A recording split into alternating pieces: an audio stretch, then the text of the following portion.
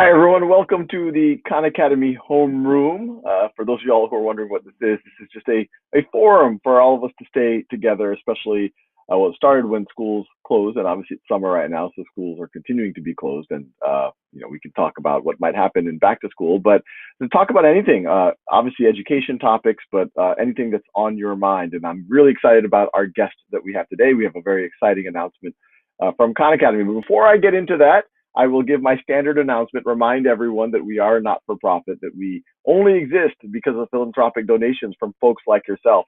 A special shout out to several groups that have stepped up right when they saw that we were already running at a deficit before COVID, and that deficit grew because we had increased traffic. We were trying to accelerate programs. So special thanks to Bank of America, Google.org, Fastly, Novartis, and AT&T, and the many other foundations and corporations that have supported Khan Academy pre-COVID and especially during the COVID crisis, but we continue to run into deficit. So any support, donation at any level is very, very much appreciated if you're in the position to do so. So with that, I'm very excited to introduce my colleague, Meaghan Pattani, who partners with teachers, educators around the country. And Meaghan, we have a very exciting announcement. What is it? We do, Sal. We have an exciting announcement. We have just launched our first course for teachers in the United States and called Khan for Educators to help teachers understand all the things that are available on Khan Academy for teachers. I think sometimes there's an understanding that Khan Academy has all these great things for students, but we also have a lot of really great things for teachers. And so we wanted to bring that to the forefront. And so we've created Khan for Educators, and it is free, just like the rest of Khan Academy, and available for educators everywhere. And because, we've always had many tools for teachers, teacher dashboards and reports and ways to make assignments. So this is a course to help teachers understand all of these different dimensions that they can leverage in their schools or with their students. You got it, Sal. It's to teach teachers what it's like to be a student on Khan Academy. The course is set up the same way our courses are for students, so teachers can learn what it feels like to really be a student on Khan Academy, and then learn about, a little more about Khan Academy's mission, about what mastery learning really is, about all the amazing tools and content that's available for teachers to use with their students, and then some best practices that we've gathered from teachers all over the country who've been willing to share their expertise and innovative ways of using Khan Academy in the classroom, and to share those out more broadly. And to your point, this course, it has what we call our mastery mechanics. Tell us more about that. So there's a way for teachers to actually not just kind of watch videos and look at articles, but they can get practice and feedback on whether they've grokked things or digested them.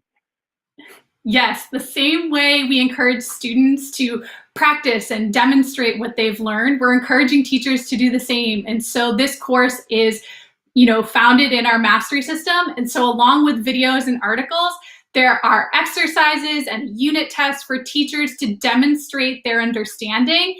And if teachers earn mastery on this course, we will provide a certificate of recognition. And right now we're running a campaign as well for any teacher who, masters the course and completes that and is recognized with their certificate. They're entered into a chance to win actually a Zoom one-on-one with you, Sal.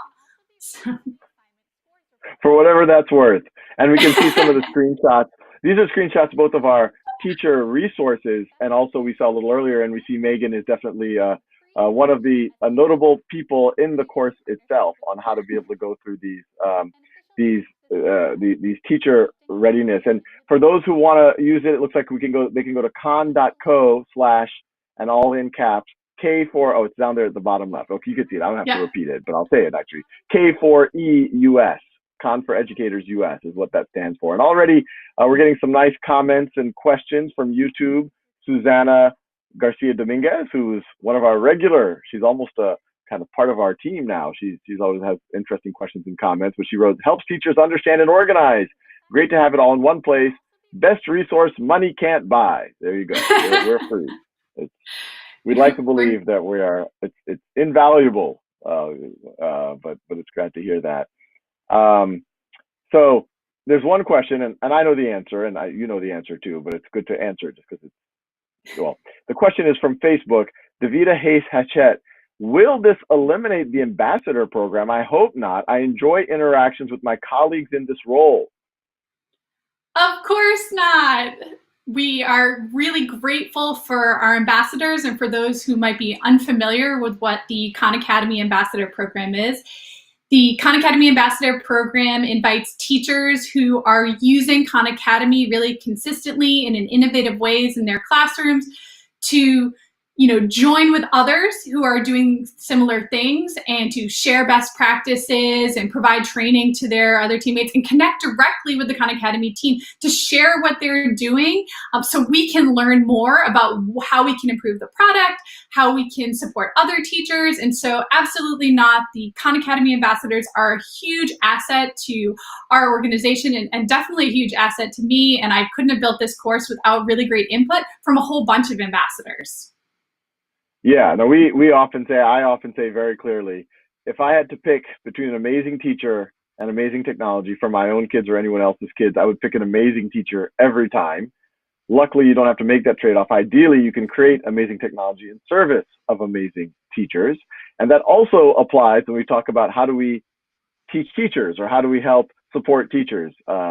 Human beings are always going to be the gold standard. So our ambassador program and our ambassador teachers are really the rock stars out there who are able to, they live it every day. They know what it's like to be a teacher, and they're super users of Khan Academy. So nothing can compare to our ambassadors in terms of being able to support other teachers and how they can better empower their students. So yeah, it was a good question. I was surprised to see that. I was like, who's even thinking about that? I would never touch that. But just in case that's out there, no, this is, the ambassador program is something not only are we excited about, we've been growing about, and if we could expand it, we would, and support it better, we would love to figure out ways that we can do that. So let's see. So there's a couple of fun questions here. Let's see. We haven't never gotten this question before from YouTube. Explorer questioner, Sal and Meaghan, what are some of your go-to brain fuel snacks? Right now I'm having watermelon and broccoli sprouts. Meaghan, I'll let you go because my recommendations are going to be more fringe, so people need time to. Brain fuel snacks. Okay, so two different things I'd say. When I'm in the office, it's string cheese and carrot sticks, which sounds fairly healthy. At home, it's definitely s'mores flavored Luna bars, much more chocolate. I think the pandemic has made my eating habits probably a little bit worse. So. Yeah, you started strong with the cheese and carrots. It's very healthy, and I have nothing against the Luna Corporation, but have you ever seen the sugar and caloric content? Not to make you paranoid about those things, but you're anyway. But the not to to answer the same question, yeah, I mean, there's definitely there's the go-to snacks my animal brain wants me to have, which is essentially just like me, shoveling sugar into my mouth. But the ones that I try. I've actually my latest indulgence, and this shows that I have weaknesses for sugar. And they're not sponsors of Khan Academy in any way, shape, or form. But I don't know, from Costco, I've been getting these like keto ice cream bars that taste, most ketogenic, low carb stuff does not taste good, especially when they try to make desserts. This stuff is awesome. So anyway. That's been my and my new thing is my wife just planted, it's actually right outside the window, where you can't see, some planters with some leafy greens, and there's something fun about just like going and eating them straight from the plant, like a goat or something. It's just like, yes, it's fresh. I'm getting nutrients. So I think those are my big ones. And I'm sorry for judging your Luna bar. I used to eat a lot of them until I looked at, and I'm sure I'm going to get letters from Luna. The thing is, people use the word energy bars because, and like trail mix and stuff like that, because when you're going hiking, you do need a lot of calories and you're burning it and all of that. But then that somehow got conflated, I think intentionally by, the marketing machine, that energy bar is equal to healthy. But obviously if you're sitting around, watching cartoons, which I do a lot of, that's another thing. It's not quite the same effect. Yeah. Not the same. Exactly. All right. So this may be slightly more serious, although what we put in our bodies is a very important question. YouTube, Kirtana Yanagala asks, hello. What should we do to prepare for an online test and reduce test nervousness? Meaghan, love your point of view. I'm happy to give mine as well. Well, what I used to tell my students, what I think is helpful is preparation. If you can prepare, practice questions, similar environment setup, practice time sessions, giving yourself the opportunity to feel like you're in a real test-taking environment and that you have a grasp on similar concepts, then it takes away a lot of what I would often think of with my students as being the intimidating pieces. And so you can practice what the parts that you can control. I mean, obviously there are pieces that you can never control, but being able to practice and get yourself more comfortable with the pieces you can takes away some of that intimidation piece. Sal, what do you think? No, I agree with all of that. Obviously, you can't understate the value of preparation, especially kind of preparation that matches the context. And that, goes into something that's taken me a long time to learn. And I still remind myself all the time is that, in life, you can get focused on the outcome or you can get focused on the process. And I think, we naturally, our inner animals, our egos, whatever, we tend to get focused on the outcome. I need to get an A on this, or think about how awesome that would be, or think about how horrible it would be if I fail this, and it's not just on tests. We do that with our careers. We do that with pretty much everything, where we naturally gravitate to the outcome and kind of getting attached to an outcome or having a fear of a negative outcome. And that's almost always counterproductive. It's much more valuable to get focused on the process and then to say, yeah, I'm gonna do my best. And this is kind of what you were saying. It's like focus on the process, get your practice, and then the outcome is what it is. And the more, and ironically, the more you get fixated on the outcome, oftentimes the outcome won't be as good. So that's, I think, the first thing, and that's true. I'm preaching it. I don't practice it in everything in my life, but when I do, whenever I'm getting stressed about something, I'm getting anxious about something, I'm like, look, it's just the process, Sal. Focus on what's in your locus of control. Do it as the best you can, and then the world will turn out the way it does. No point in stressing about it. And then, if I were to continue to preach, I would tell people, don't underestimate meditation. Even if you do 5-10 minutes a day, sit quietly, try to still your mind, have fun with it, be curious, laugh about yourself when you get distracted. You're going to find that, it's a lot harder to take, a lot of things as seriously as sometimes we do, in a good way, So going back to some of the teacher training from Facebook, Robin Schwartz asks, would you recommend having this, and this is, what we've been talking about around the Con for Educators, would you recommend having this be a part of new pre-service teachers training? I would strongly recommend that. And to be honest, the reason, one of the key reasons that we built Con for Educators is because we heard and asked from a lot of teachers saying, I want to be ready when my students come in the door to my classroom. I want to know as much as I can before I get started. And so we've been doing some teacher training and support, in person, but how could we reach more teachers to support more students around the country? And so I would encourage teachers who are pre-service. I would encourage teachers who are even returning to Khan Academy. We've really gotten some great inputs from teachers all over the country who have shared tips and tricks, along with diving deeper into some of our tools that are available on Khan Academy, and even surfacing some information on some new changes we've made prior to back to school this year.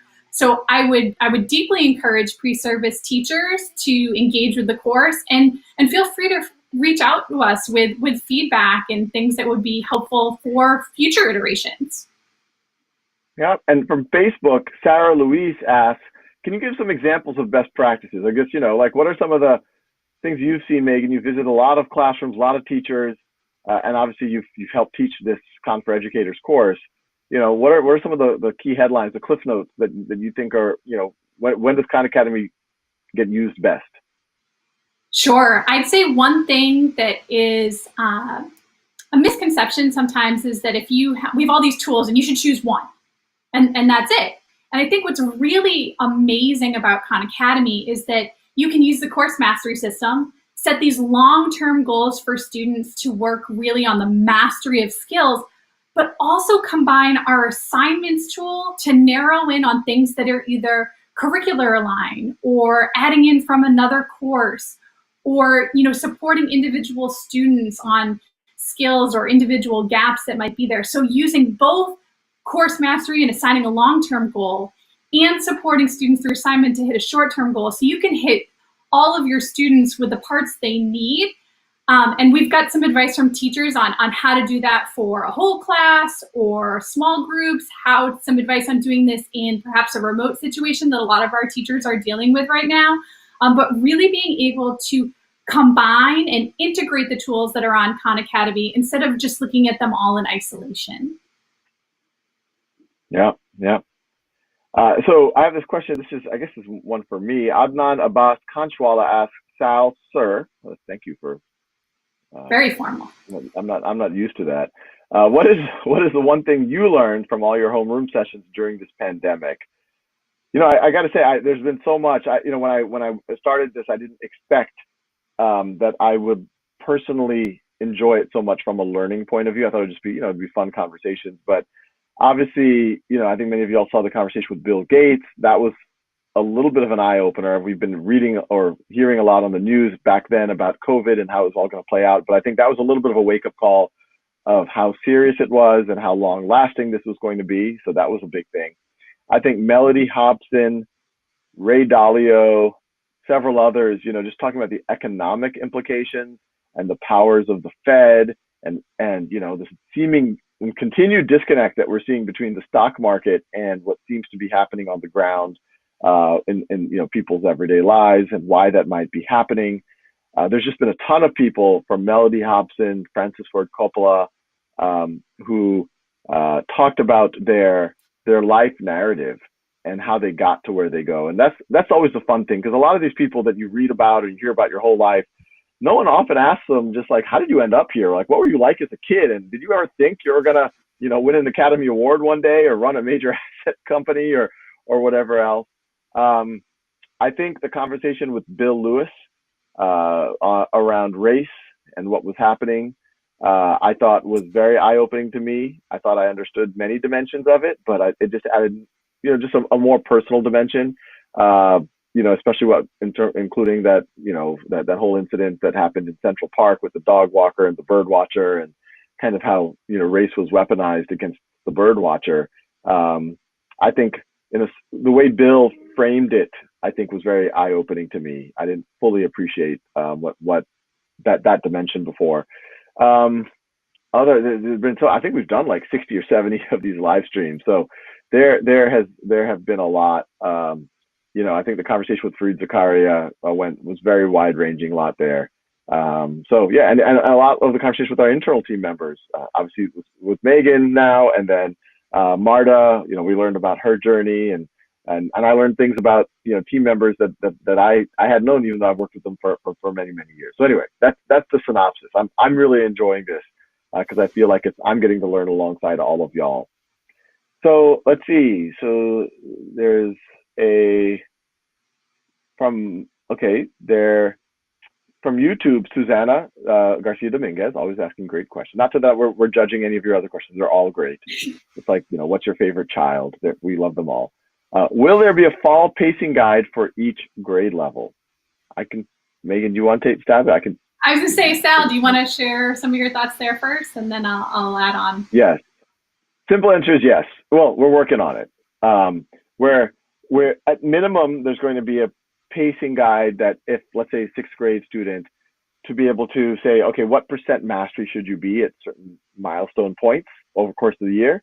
That's going to be there for sure. And then we are figuring out or thinking about, is there room for a kind of deeper level of pacing guides? As you can imagine, we're only about 6 weeks out. But I'm myself, Meaghan, many other team members, we're trying to figure out what we could cobble together to support as many folks as possible. Because you can imagine most traditional curricula are not going to work well in a hybrid environment. So I think people do need help in what Khan Academy resources could even be used on what particular days as assignments above and beyond the mastery pacing. But Meaghan, love your thoughts as well.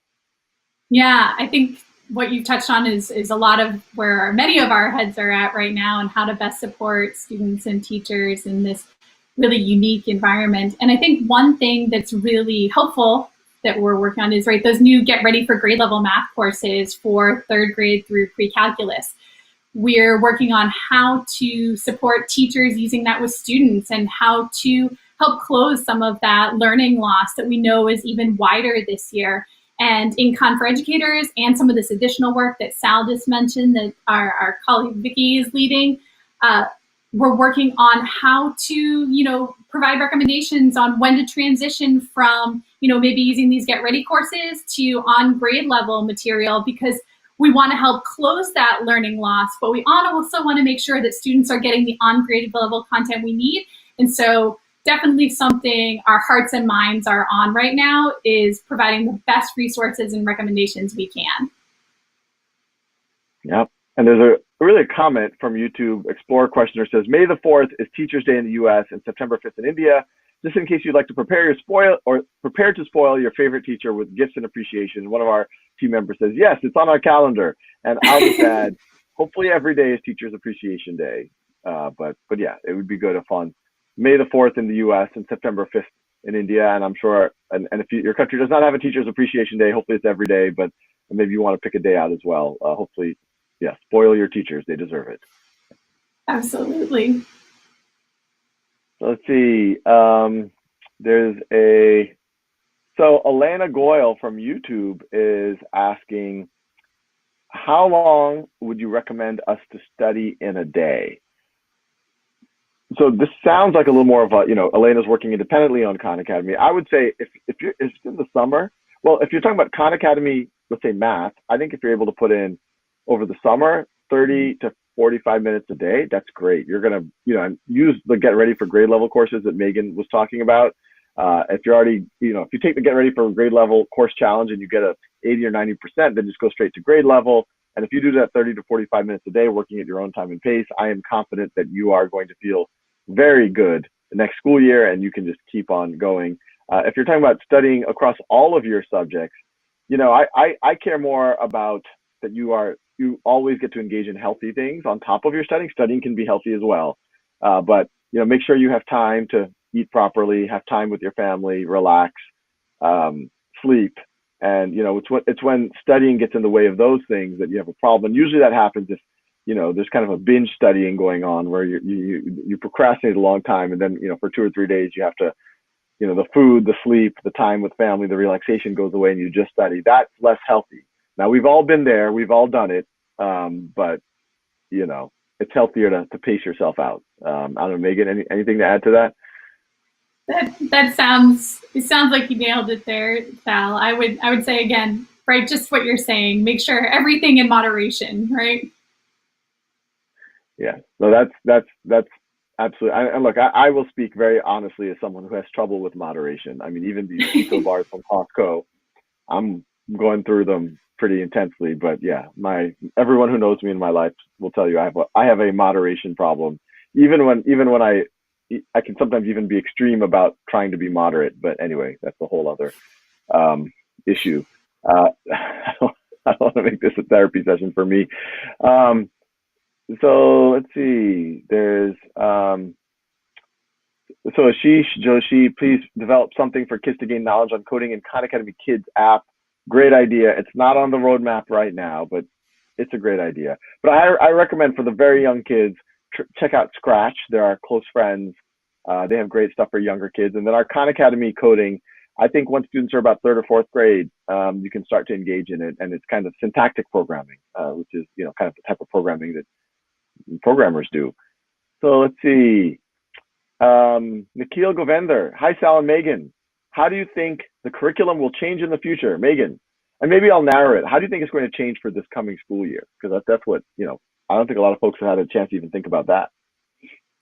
Yeah, I think it's a really tough question that a lot of people are grappling with everywhere from, the state level to districts to the individual classroom. And I think the biggest challenge this year is, teachers are used to dealing with the summer slide or learning loss in the US, but now we have this, extended time where students haven't been, in the classroom per se. And I think the biggest challenge for teachers is going to be, how do I support students in learning what they missed, while also not letting them fall behind from what they're supposed to learn on grade level? And I think some sort of interleaving of, previous skills and current skills is going to be even more prominent this year than we've seen in years prior. Yeah, and I'll just add to that. Your traditional curricula are based on this notion of you have 5 class periods a week that are 55 minutes long, and that kind of stays consistently through the year, and the teacher can check your homework and then give kind of a well thought out lesson. And obviously, in this COVID world, whatever permutation it takes, and the permutations seem to be skewing more towards what we saw in the spring because COVID's only picking back up. You're not going to be able to do that. What the best case that we've been seeing is the teachers leaning on Khan Academy, both with the course mastery and by making assignments, so then they can keep track of what students are doing at their own time and pace, and then doing, let's call it 3 synchronous sessions over video conference a week. Maybe 2 of those sessions are where teachers focus on particular problem types that they saw their students have particular difficulty in, and then maybe another session where they just answer any questions students have. And so I think in this new framework, which is very likely to be at least the first half of the school year, but maybe this entire coming school year, that's where, to Susanna's original question, Khan Academy has all of the content items that we think could be very useful here. Can we make it easy for teachers to assign them and maybe pace it out over the course of the year? They obviously can do the course mastery, and then what subset of those assignments or the items can be used if teachers are able to get on Zoom or Google Hangout to do those synchronous sessions. My gut sense is that's what curriculum is going to look like this coming year. Some teachers are going to be able to go further than that, but I actually think, given how uncertain things are, if we're able to just get that level where kids are able to get pretty far in their mastery progress on Khan Academy, and they're able to do assignments, and the teacher is able to monitor and hold them accountable, et cetera, I think, given the circumstances, very suboptimal, but I think that would be a win, given all of the uncertainty that we're facing right now. So it looks like we're all out of time. Meaghan, any parting words for folks before we leave? Just really excited again to share that we have this brand new opportunity for educators all over the US, and that we are eager to hear back from you and see, what do you think and what can we improve to, make things even better for you. So looking forward to hearing from all of you. Yeah, no, thanks, Meaghan, and thanks, really special thanks for Meaghan and all of the other people on the Khan Academy team who put together the Khan for Educators course. Obviously, they've been doing amazing work with educators, the amazing ambassadors for years now, and then this is just one more thing that we're trying to do, especially in the COVID environment, but to help support teachers. And then obviously there's the Get Ready for Grade level courses. We're going to be creating kind of pacing guides, learning plans, and we'll try to get as granular as possible. We're actually working with a major kind of think tank consulting company on what are best practices for back to school for districts. So we're trying to do whatever we can. And we know this is going to be hard on parents, on students, and really hard on teachers. But that's what we're thinking about day and night. What can we do to support y'all, and what can we do, especially over the next few weeks? I also give a last shout out. I've said this a couple of times. There's a side project, schoolhouse.world, that I have some amazing volunteers working on. But that's a place where you can get free live tutoring. And right now we have several hundred tutors who are waiting, and really incredible tutors. I have to say, I've been really impressed with the folks that have volunteered. So if you know young people, or if you are a young person who needs tutoring, especially in high school math right now, you can get some high quality free tutoring, which, no strings attached. So I'll also make that announcement. But thanks Meaghan for joining, and it's going to be interesting next few months. But I'm lucky to work with Meaghan and everyone else, and hopefully we'll be able to support all you teachers out there as well as possible. Thank you, Sal. It's a pleasure. Thanks, everyone. Thank you for joining. And we're now down to doing this 3 days a week. So I even the schedule, it's a little, but yes, we'll see you later this week.